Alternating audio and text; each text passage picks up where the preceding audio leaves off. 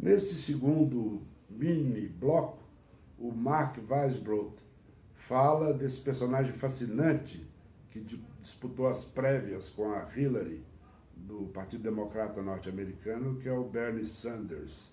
E ele chama atenção para um fato curioso, né, que talvez tenha passado despercebido para a maioria das pessoas, que é o seguinte: ele teve 13 milhões de votos nas primárias norte-americanas. 13 milhões de votos sem gastar um tostão, tudo pago por vaquinha. Eu, inclusive, pinguei meus $15 lá.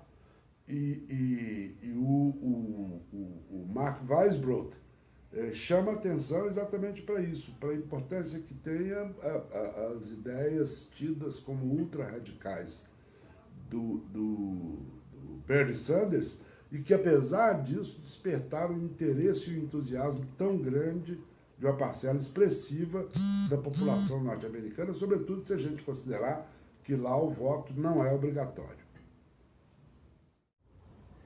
Well, I think the Sanders campaign was really an enormous phenomenon. One thing it showed is that the progressive forces in the United States are not that far from potentially winning the presidency. I mean, if that campaign had he done just a couple things differently, he would have won the nomination and the presidency. Even if people had known a few months earlier that this thing even had a chance, he would have won. So that's an amazing thing, because nobody would think that a socialist,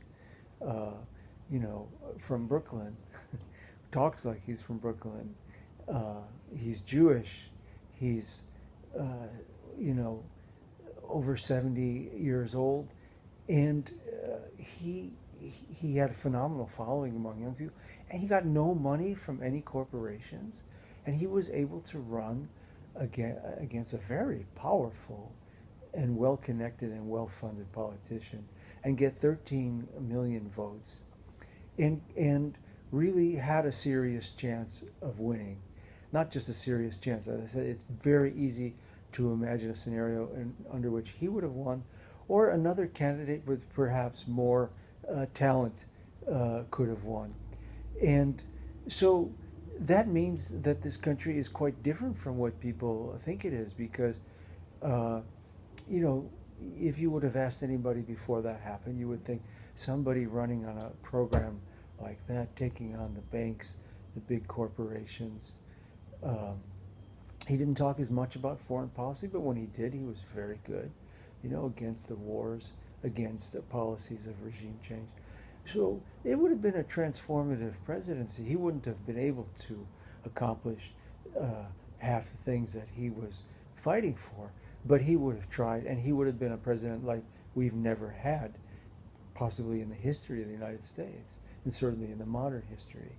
So that means that potential is there. And is it going to just disappear? No, I don't think so, because, hundreds of thousands of people got involved. Some of these people are going to run for local office, and they're going to start building the kind of electoral movement that can actually not just win the presidency the next time, but start to get the Congress back as well.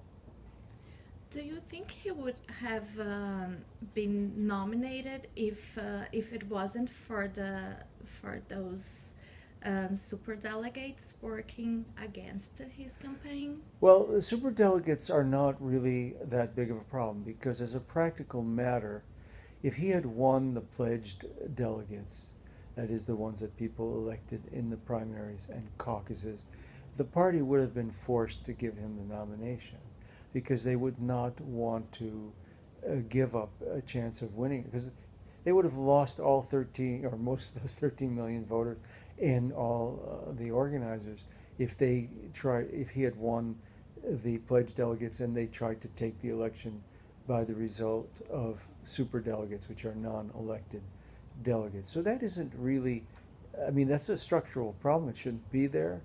But it isn't what prevented him from winning. Now, there was cheating as well that went on, and we can see that the Democratic National Committee did manipulate things. And yeah, he possibly could have won, for example, if they had agreed to more debates early on. I think that could have put him over the edge. I mean, if he had won Iowa, which was extremely close, the momentum that comes out of that is very large. So there's a lot of different scenarios under which he could have won.